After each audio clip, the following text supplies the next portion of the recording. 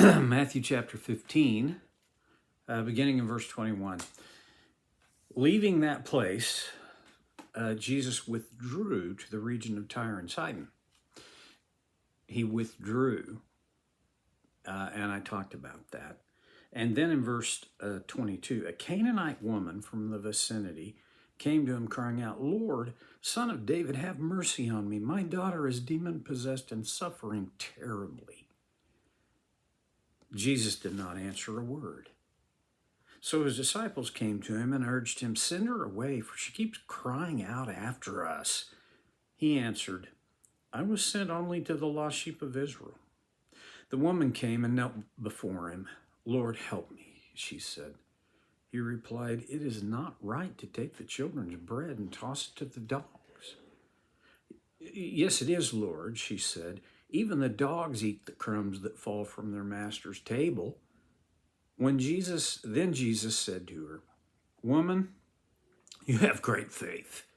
Your request is granted." And her daughter was healed at that moment. To me, this is one of the most odd miracles that Jesus performed. Odd in several ways. First of all, this was a Canaanite woman, a Gentile woman. We know that Jesus healed a servant of a centurion, a Roman soldier, who was probably a Gentile. On the appeal of the soldier. But the Canaanite thing, you realize that you have to reflect back into the Old Testament to get a sense of Canaanite. See, the Canaanites were those who possessed what Israel had now before Israel possessed it. This is the land of Canaan. And so this woman had roots that went back and back and back hundreds of years, more than a few thousand, back to 1,000 years, when Joshua took the Israelites across the Jordan River and they began to subdue and take the land of Canaan.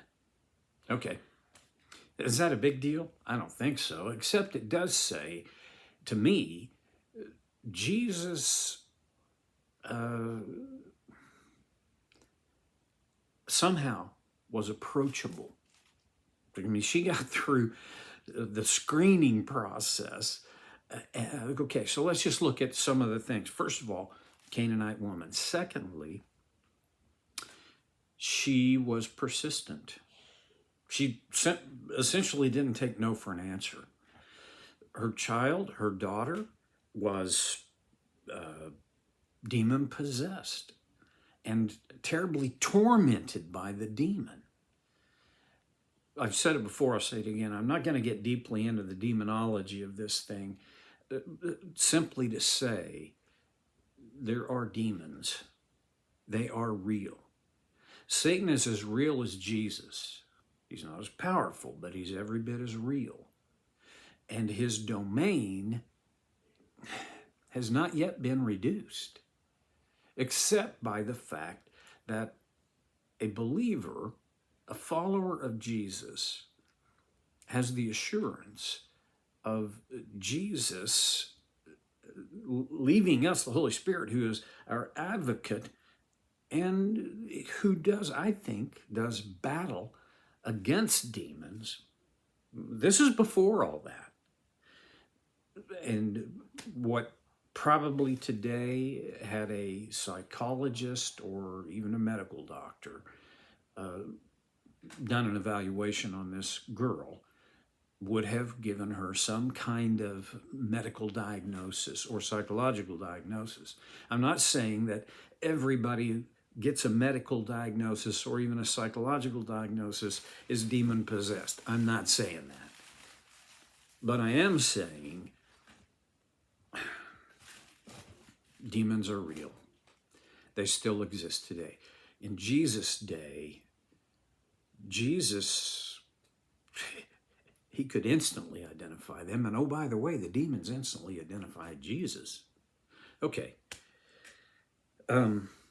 Here's the biggest thing that makes this a curious miracle, maybe I would say, is in verse 21 or 23. Jesus did not answer a word. He ignored her. I kind of think that's what that indicates. Just didn't respond. Not a word. Well, the disciples came to Jesus and said, "Hey, get rid of this lady. She's a mess. Number one, and number two, she's disruptive. I mean, she just keeps on and keeps on and keeps on." Okay. Jesus replies, and I don't think there's any way to know. Did he reply this to the woman or to the apostles? The direct antecedent is the disciples. And he answered, "I was sent only to the lost sheep of Israel." Well, that's not a hard thing to interpret. Jesus said, my mission is with Israel, the lost sheep of Israel. These would be people who didn't know any better and were without a shepherd, or people who knew better and had just gotten sucked into what I think was the religious legalism of the Pharisees and the teachers of the law. Anyway, essentially what Jesus was saying is, hey, my mission is to Israel. And then the woman came and knelt before Jesus and said, "Lord, help me." I wonder if there's a better prayer. If there is, I don't know it. Lord, help me. I'm pretty sure that, like me, you've prayed that prayer more than a little. I certainly have. I mean, there are times I don't know what else to say. First of all, she didn't tell Jesus how he was supposed to go about helping her. Okay, I fall into the guilt category of often telling God, do this way. Well, that's silly. I mean, half the time I have to double check myself on my own phone number, for crying out loud. What gives me any silly thought that I could tell God how to do and what to do? Help me. Okay, there's more to say on that, but you get it. I'll move on.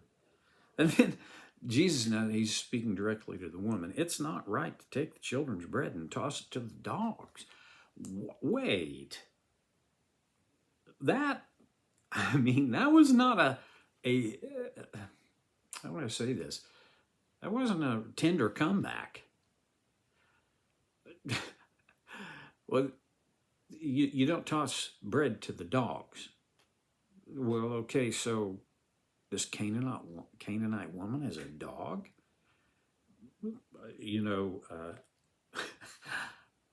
I probably would have taken it that way. Who you calling a dog? That's not what the woman did, though. She was persistent and I guess I'd say creative. And he says, "It's not right for take the bread from the children and throw it to the dogs." And she says, "Yes, it is. Yes, it is, Lord. Because even the dogs eat crumbs that fall from their master's table." In other words, she was saying, okay, I'm a dog. I'll accept that. But even we dogs should get the crumbs. All I'm asking for is a crumb. And I would have thought Jesus maybe, because of how, first of all, he didn't answer a word. And then he made it clear, my mission is to Israel. Then he made the pretty, I guess I would say, blunt statement, I don't throw children's bread to dogs. And then he said, after her creative and persistent response, I would have thought Jesus would come back and go, no, you don't get it. What did you hear what I would said? No, he said, woman, you have great faith. One aspect of this narrative has to do with persistent prayer. Now, her prayer is different than ours in that she laid eyes on Jesus and she could say directly to him, Lord, help me. Please heal my daughter who's demon possessed. Well, okay. But she was so persistent, and I wonder, my own prayer life seems so repetitive. I've got a list of people that I pray for healing over and every day. And there are times when, and I do this in my journal, I just write the same request as last time. Ditto. And sometimes I think, man, I just over and over and over. I mean, what the? Well, this woman didn't have a problem, evidently, with asking over and over and over again. And by the way, Jesus didn't rebuke her for asking over and over again. What he said was, you have great faith. Your request is granted. And it was in that moment that the woman's daughter was healed. Okay. What are the requests that you are persistent with? I'm talking to myself as well as you. Don't quit being persistent. Well, didn't Jesus say, don't just repeat your prayers and, meaningless repetition and all of that? Well, that's not what this is. This is not meaningless repetition. This is persistent requests. And God, in mercy and grace, gives us permission to continue to ask persistently over and over for the same thing. Yes, for the same thing.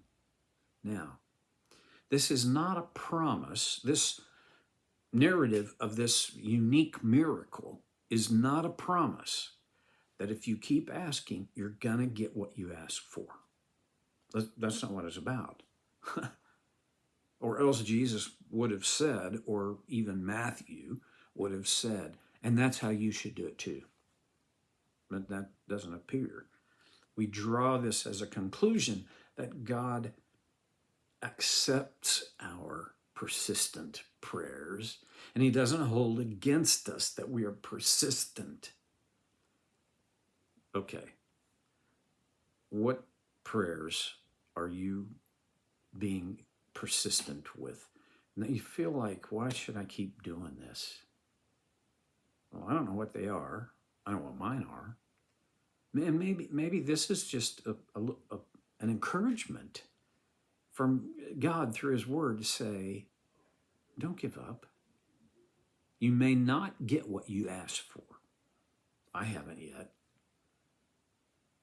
So what's wrong with asking? Keep asking. Keep seeking. Keep knocking. It's the best I can do. I'll see you next time on Soul Care with Stevie Boy.